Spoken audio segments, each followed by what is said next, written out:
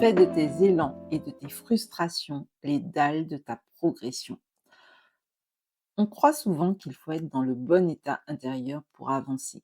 Être motivé, confiant, confiante, inspiré, avoir le moral, se sentir prêt ou prête. Comme si l'action devait attendre que tout soit au vert à l'intérieur de nous. Pourtant, dans la vraie vie, le mouvement commence rarement dans des conditions parfaites. Il arrive qu'une envie nous attire, qu'une idée revienne plusieurs fois, qu'une option nous intrigue, que quelque chose en nous nous mette en joie, nous donne envie d'essayer, d'explorer, de créer, de recommencer autrement. Et puis, il arrive aussi que l'envie de bouger naisse d'un inconfort, d'une frustration devenue trop présente, une situation qui ne nous convient plus, un fonctionnement qui nous fatigue, un je ne veux plus continuer comme ça, qui commence à prendre un peu trop de place. Dans ces deux cas, nous avons un ressenti qui capte notre attention. Ce qui nous attire nous indique une direction, ce qui nous repousse nous montre aussi une direction. L'un tire, l'autre pousse. Et les deux nous mettent en mouvement. C'est pour ça que je crois que nos élans et nos frustrations peuvent devenir des supports de notre progression. Pas parce qu'ils ont toujours raison, mais parce qu'ils sont là pour une bonne raison. Je ne dis pas qu'il faudrait obéir à chaque émotion sans discernement, mais nos ressentis nous donnent deux choses essentielles. Un, une information et deux, de l'énergie pour agir. Les moteurs de l'action. Et si on osait en parler autrement?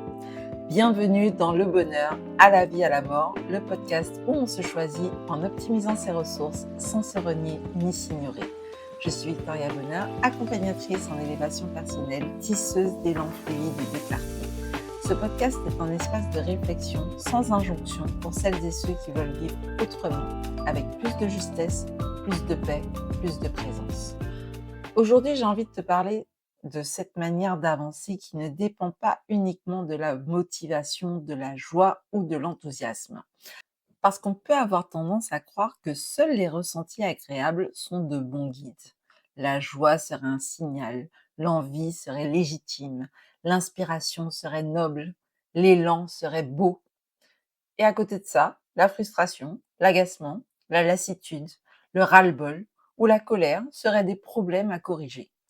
Comme si les émotions confortables nous indiquaient le chemin pendant que les émotions inconfortables ne faisaient que nous déranger. Oui, elles nous dérangent, assurément, pour qu'on ne reste pas à la même place. Mais chercher à les dénigrer, à les ignorer, voire à les effacer, je pense que ce serait une erreur. Car chaque ressenti, chaque émotion a sa raison d'être. Ce que nous ressentons nous apparaît pour pointer du doigt un besoin à satisfaire. Un ressenti agréable peut t'attirer vers ce qui fait sens pour toi. Un ressenti désagréable peut te pousser hors de ce qui ne te convient plus. Les deux sont utiles pour poursuivre ton chemin. Les deux te donnent de l'énergie pour agir. Pas la même énergie, évidemment. L'élan a souvent quelque chose de plus léger. Il ouvre, il donne envie, il réveille l'imagination. Il remet du désir là où tout devenait mécanique. Quand tu ressens un élan, quelque chose en toi dit « Regarde par ici, là. Ça a l'air chouette. Il y a peut-être de la joie pour toi dans cette direction. Cette idée mérite ton attention. » Cette possibilité n'est peut-être pas là par hasard. Un élan n'est pas toujours livré avec le plan complet à mettre en œuvre. Il ne donne pas forcément immédiatement tous les moyens matériels, la méthode, le temps, l'argent, le courage, la confiance ou les compétences. Il indique une direction et il te donne de l'énergie pour faire le premier pas dans ce sens. Et c'est déjà une bonne chose. Le problème, c'est qu'on demande souvent à nos élans d'être trop vite structurés, raisonnables, rentables, cohérents, présentables, quoi. On voudrait qu'ils soient déjà des projets prêts à l'emploi, solides, avec une stratégie claire et des preuves du succès auquel on aspire. Alors que parfois, un élan, c'est juste la première brique, une impulsion, une ouverture, un morceau de chemin, quelque chose qui dit « Viens par là, regarde, écoute, viens dans cette direction, pose le premier pas, tu vas voir une différence. » Et puis, Il y a la frustration qui provoque une contraction. Elle arrive autrement, elle est beaucoup moins agréable, moins facile à assumer. Parce qu'on aimerait être ce mannequin-là qu'on nous montre dans les pubs qui est zen tout le temps, patient, patiente, reconnaissante, capable de relativiser.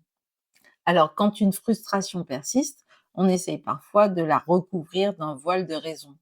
Ce n'est pas si grave, je devrais faire avec, je me plains trop, je suis trop exigeant ou exigeante. Mais une frustration répétée n'est pas une plainte inutile. Elle sert de force de mouvement. Elle signale qu'une limite a été franchie trop souvent, qu'un besoin est resté trop longtemps sans réponse, qu'une valeur importante n'est plus respectée, qu'un rythme nous abîme ou qu'une situation, une manière de vivre, de travailler, d'aimer, de donner, de nous adapter, ne nous convient plus. Là où l'élan dit va vers ça, la frustration, elle dit non, pas comme ça.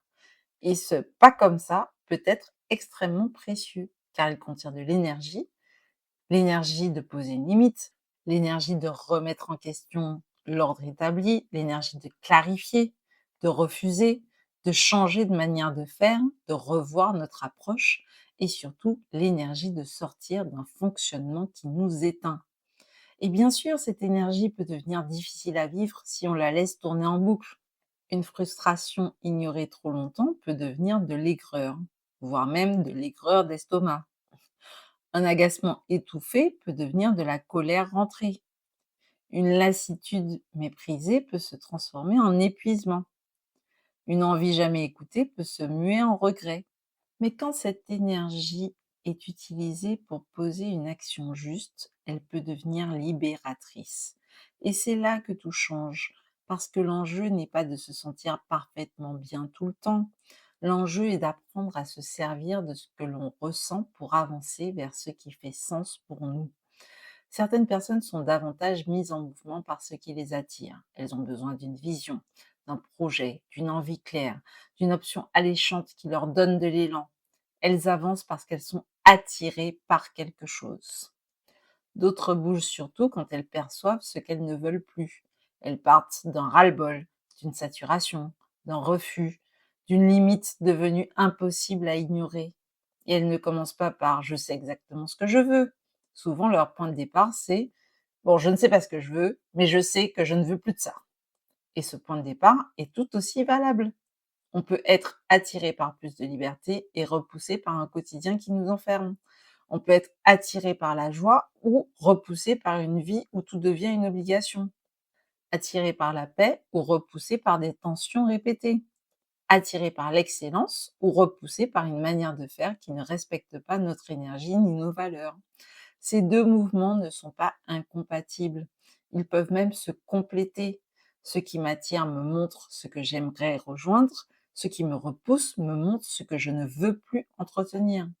Entre les deux, une direction se dessine à travers le champ des possibles. Et cette ligne directrice n'a pas besoin d'être toute tracée pour être suivie. Elle a juste besoin d'être assez forte pour qu'on pose un pied sur la dalle qu'elle nous propose. Une dalle, ce n'est pas toute la route.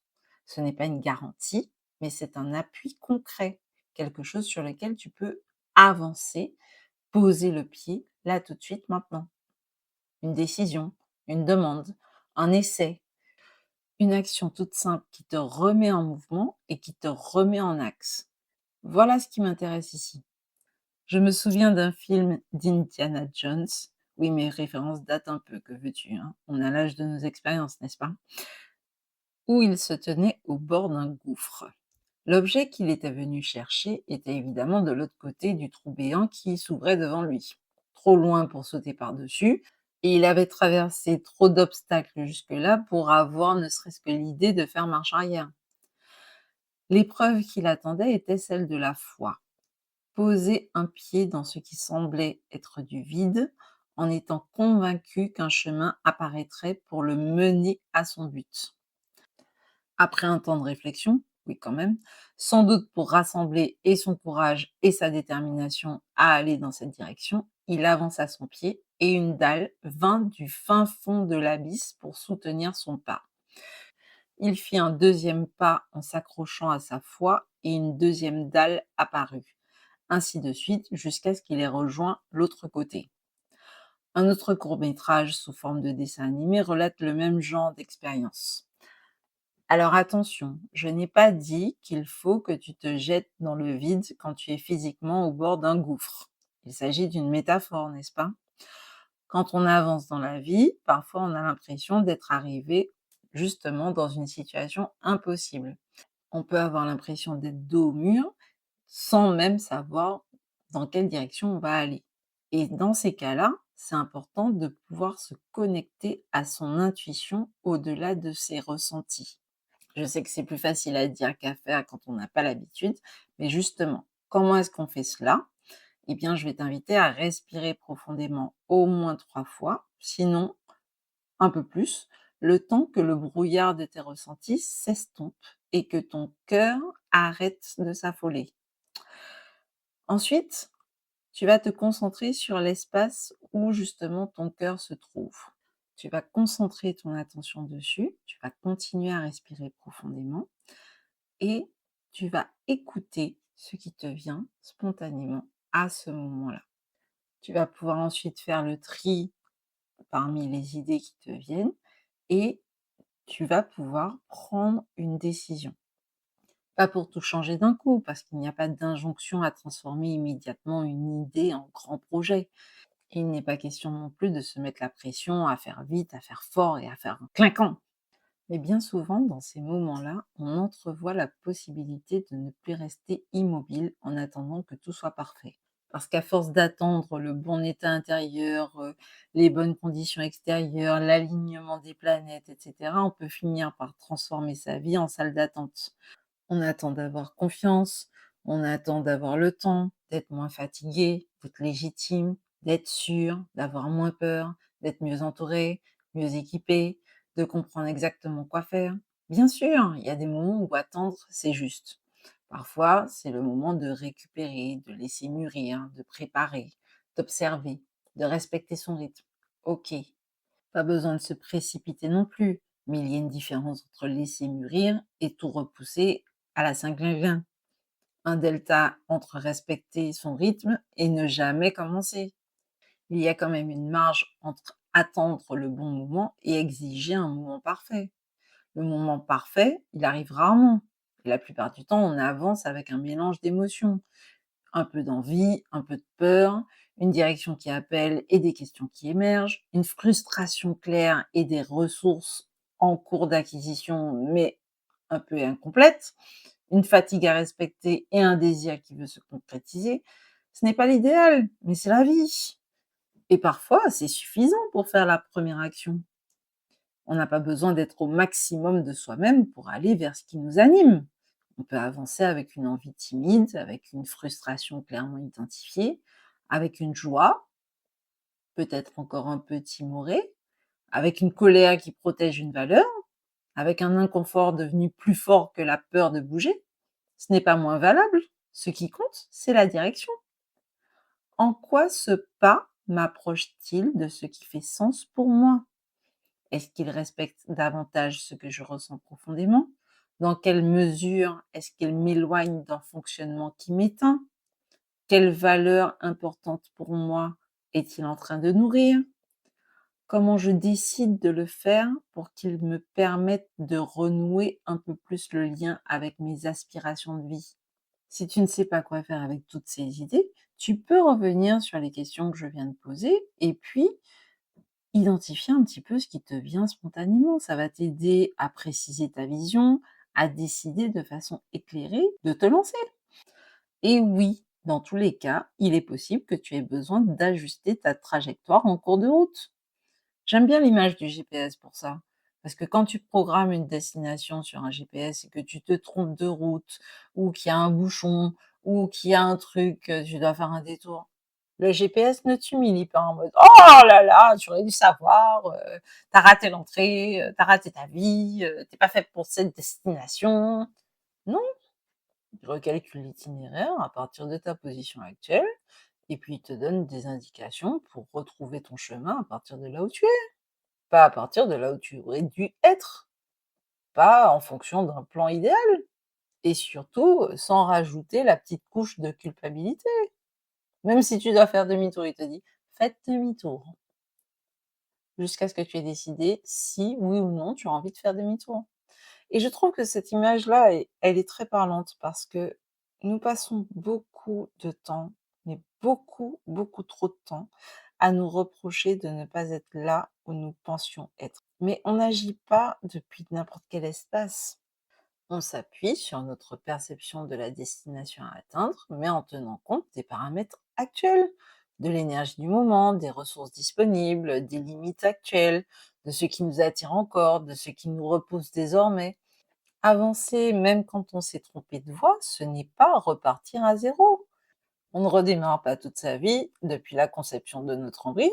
Non, on aborde un nouveau niveau, comme dans un jeu vidéo, à partir de l'expérience déjà glanée. Alors oui, des fois, on a l'impression d'avoir reculé par rapport aux objectifs qu'on s'était fixés, mais c'est une illusion. Ce sont de nouveaux défis mis à notre disposition pour qu'on puisse évoluer, apprendre, expérimenter autre chose. Et cela demande parfois, oui, de recalculer notre itinéraire, de changer de rythme, de changer de méthode, de demander du soutien, de chercher une nouvelle information, de réduire la charge ou de poser une limite. Et il est intéressant de simplement reconnaître que le désir est toujours là, mais que la manière d'y aller doit être ajustée. Je vais pas te dire quand on veut, on peut. Cette phrase oublie trop de réalité, la santé, les responsabilités, l'argent, les deuils, les contextes qui pèsent. Tout ne dépend pas seulement de la volonté individuelle, non. Mais je crois qu'il existe quand même une marge de manœuvre pour faire les ajustements nécessaires. Même si, parfois, je te l'accorde, cette marge est vraiment minuscule, voire très discrète. Mais elle est quand même réelle. Et c'est une marge qu'on peut utiliser pour nommer ce que l'on ressent, pour arrêter de faire semblant, pour essayer autrement, pour reconnaître: «Bon ben, je ne peux peut-être pas tout changer aujourd'hui, mais je peux arrêter de faire comme si mes ressentis étaient des freins». Et parfois, bah, c'est là que le mouvement recommence en fait, dans cette honnêteté. Je ressens un élan ou je ressens une frustration, je regarde ce qu'il ou elle m'indique, j'écoute ce que ça m'invite à modifier, je récupère l'énergie que ça met à ma disposition et puis j'avance d'un pas. Et si c'est un seul que je peux faire, eh ben, c'est déjà très bien. Et à partir de là, bah, je regarde où je suis et je repars à nouveau de l'endroit où je me suis arrêtée. Alors, aujourd'hui, je t'invite à regarder ce qui bouge en toi, ce qui t'attire, ce qui te repousse, ce qui insiste, ce qui revient régulièrement, ce qui te donne envie. Tu sais, ça allume comme un feu là au milieu. Ce qui t'agace aussi, parce que ça, des fois, ça bouge un peu les tripes. Ce que tu ne veux plus normaliser et ce que tu aimerais enfin concrétiser. Et puis demande-toi, qu'est-ce que cela m'indique? Quelle énergie est disponible à ce moment-là? Quelle action puis-je décider de poser dans ce sens dès maintenant? Pas dans 6 mois, hein, pas quand tout sera parfait, pas quand tu seras devenue une autre personne. Non, maintenant, avec ton rythme actuel, avec tes moyens, mais maintenant. Et peut-être que cette action sera juste une respiration en conscience. Peut-être que ça sera une idée couchée sur le papier ou inscrite dans ton application notes. Ça peut être aussi un message pour démarrer une conversation ou simplement le fait d'arrêter de mépriser ce que tu ressens. Mais tout cela est aussi important. Alors, je te propose un petit exercice pour aller plus loin. Comme les pensées sont volatiles, je vais t'inviter à prendre une feuille ou, comme d'habitude, ton application de notes dans ton téléphone et écouter les questions suivantes. Et ensuite, tu mets pause et tu notes ce qui te vient spontanément à l'esprit. Qu'est-ce qui m'attire en ce moment? Qu'est-ce qui me repousse ou me frustre actuellement? Dans les 2 cas, qu'est-ce que cela m'indique sur ce qui compte pour moi? Sur une échelle de 0 à 10, quelle énergie ce ressenti me donne-t-il pour agir? Sachant que 0, ça me vide de toute mon énergie, 10, je ne reste plus en place. Quelle est la prochaine action que je peux poser pour avancer? Pas la plus impressionnante, pas la plus parfaite, la plus juste, à partir de là où j'en suis, là tout de suite. Vraiment, je t'invite à prendre le temps de noter ce que ça t'a fait d'entendre ça. Si tu en ressens le besoin, tu peux bien sûr réécouter les passages qui te font du bien autant de fois que nécessaire. Pour laisser l'information faire son chemin dans ton esprit, parce que parfois, on n'a pas besoin d'un nouveau conseil, on a besoin de se laisser le temps de se connecter à notre fort intérieur. Tes élans ne sont pas ridicules, tes frustrations ne sont pas seulement des plaintes reloues. Les uns te montrent ce qui t'attire, les autres te montrent ce qui ne te convient plus. Les deux peuvent te donner de l'énergie pour agir et tu peux t'en servir pour avancer à ton rythme, avec discernement, mais avancer quand même, un pas après l'autre. Merci encore d'être entré dans cette bulle avec moi. Je t'encourage à partager cet épisode si tu sens que ça peut aider quelqu'un que tu connais à renouer avec le bonheur et la joie. Si ce sujet t'a plu, n'hésite pas à soutenir la chaîne en laissant un like ou un commentaire pour me dire ce qui a particulièrement résonné pour toi ou pour poser tes questions si tu en as. N'hésite pas à t'abonner et à activer les notifications pour être tenu au courant de tous les nouveaux épisodes. Et puis, tu peux également me retrouver dès maintenant sur Instagram via Victoria Porte-Bonheur. Parce que le bonheur n'est pas un luxe, c'est un appel à l'alignement de soi, à la vie, à la mort. C'était Victoria Bonheur dans Le bonheur à la vie, à la mort, le podcast où on se choisit en optimisant nos ressources sans se renier ni s'ignorer. À bientôt!